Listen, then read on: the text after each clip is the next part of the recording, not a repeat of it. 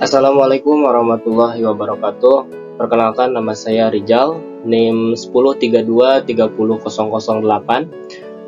Program Studi Manajemen, Fakultas Sosial dan Ekonomi, Universitas Tinggabuana PGRI Sukabumi.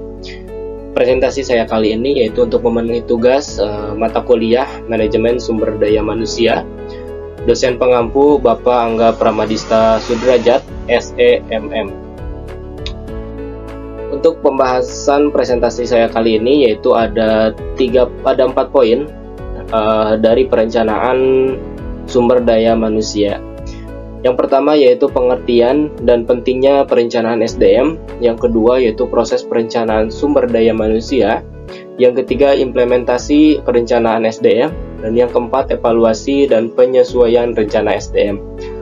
Kita lanjut aja ke poin-poinnya. Kita bahas masing-masing dari 4 poin ini. Poin yang pertama, pengertian dan pentingnya perencanaan SDM. Nah, untuk definisi perencanaan SDM ini yaitu yang pertama ada tujuan, keuntungan perencanaan SDM, dan konsep dasar perencanaan SDM. Nah, untuk tujuan perencanaan SDM ini adalah memastikan perusahaan memiliki tenaga kerja yang tetap untuk memenuhi kebutuhan saat ini dan masa depan, serta mendukung pencapaian tujuan strategis. Poin yang kedua yaitu ada keuntungan perencanaan SDM.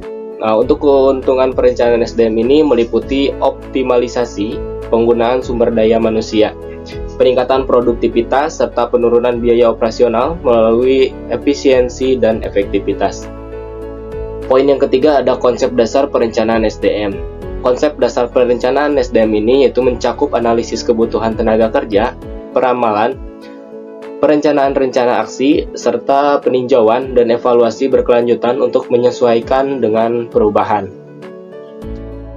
Nah, ada signifikansi perencanaan SDM dalam organisasi. Di sini terdiri dari 2 poin. Untuk poin yang pertama yaitu ada dampak pada efisiensi kerja. Yang kedua ada keterkaitan dengan visi misi perusahaan. Nah, untuk dampak pada efisiensi kerja ini yaitu perencanaannya SDM yang baik meningkatkan efisiensi kerja dengan memastikan kesesuaian antara beban kerja dan kapasitas tenaga kerja serta menghindari surplus atau kekurangan karyawan. Nah, untuk poin yang kedua yaitu ada keterkaitan dengan visi dan misi perusahaan.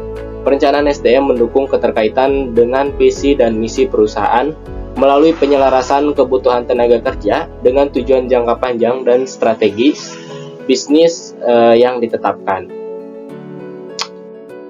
Oke, kita masuk ke poin yang kedua yaitu ada proses perencanaan sumber daya manusia. Nah, dari analisis kebutuhan SDM ada 3. Yang pertama yaitu pemahaman kebutuhan jangka pendek. Yang kedua ada prediksi jangka panjang, yang ketiga ada identifikasi kesenjangan SDM. Untuk pemahaman kebutuhan jangka panjang, analisis untuk mengetahui kebutuhan sumber daya manusia yang diperlukan dalam waktu dekat untuk mencapai tujuan organisasi.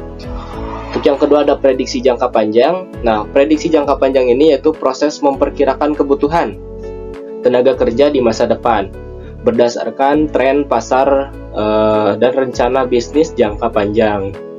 Yang ketiga itu ada identifikasi kesenjangan SDM. Nah, untuk identifikasi kesenjangan SDM ini yaitu untuk memahami kesenjangan antara ketersediaan, keterampilan, dan kompetensi saat ini dengan kebutuhan yang diharapkan di masa depan. Nah, ada pengembangan rencana SDM. Pengembangan rencana SDM juga terbagi ada 3 poin yang saya ambil. Yang pertama ada penempatan standar kinerja, terus ada pembagian tugas dan tanggung jawab, lalu ada pengembangan kompetensi. Nah, untuk penempatan standar kinerja ini yaitu menciptakan standar kinerja yang jelas dan terukur sebagai tolak ukur produktivitas dan efisiensi para karyawan. Lalu ada pembagian tugas dan tanggung jawab. Nah, ini menentukan dan mengalokasikan tugas serta tanggung jawab kepada masing-masing anggota tim untuk mencapai efektivitas kerja.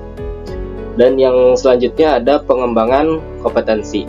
Nah, untuk pengembangan kompetensi ini yaitu menyusun program pelatihan dan pengembangan untuk meningkatkan kemampuan dan keahlian karyawan sesuai dengan kebutuhan di organisasi atau di perusahaan.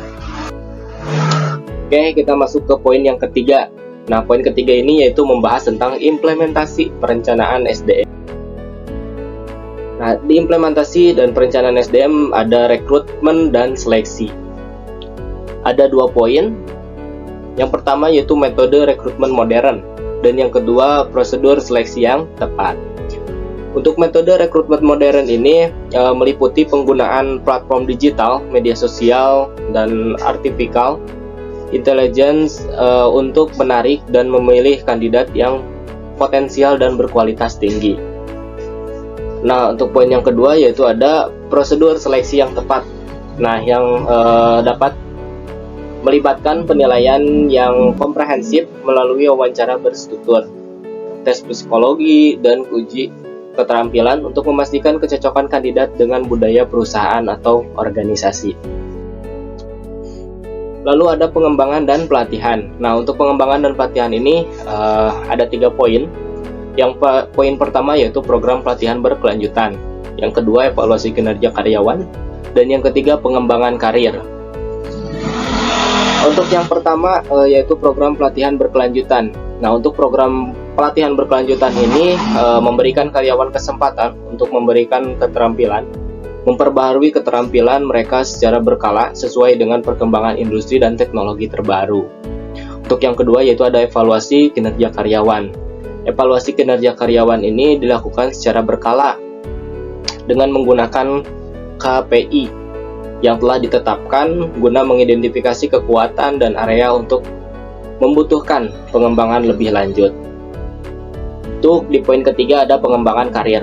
Nah, untuk pengembangan karir ini fokus pada penyediaan jalur karir yang jelas, monitoring, dan pelatihan khusus untuk dirancang membantu karyawan mencapai tujuan profesional dan organisasi atau perusahaan. Poin terakhir yaitu ada evaluasi dan penyesuaian rencana SDM atau sumber daya manusia. Nah, ada 2 dari monitoring dan evaluasi, ada 2 poin. Yang pertama ada indikator kinerja kunci dan umpan balik karyawan. Nah, untuk indikator kinerja kunci ini adalah metrik yang digunakan untuk mengukur efektivitas dan efisiensi pelaksanaan rencana SDM, membantu memahami keberhasilan strategi yang diterapkan. Poin kedua yaitu ada umpan balik karyawan. Nah, umpan balik karyawan ini adalah proses pengumpulan opini dan saran dari karyawan untuk meningkatkan kebijakan dan langkah-langkah SDM, memastikan partisipasi dan kepuasan kerja mereka. Nah, ada penyesuaian rencana. Nah, penyesuaian rencana ini terbagi menjadi 3, di mana poin yang pertama yaitu menyesuaikan dengan perubahan lingkungan, yang kedua inovasi dan perbaikan rencana SDM, dan yang ketiga manajemen krisis. Nah, dari poin yang pertama ini penyesuaian melibatkan adaptasi rencana SDM terhadap dinamika pasar, teknologi baru, dan perubahan regulasi, memastikan relevasi dan responsivitas organisasi terhadap kebutuhan eksternal. Jadi poin yang pertama ini yaitu menyesuaikan sesuai dengan lingkungan di sekitar dan dengan modern zaman-zamannya. Untuk yang kedua yaitu ada inovasi dan perbaikan rencana SDM.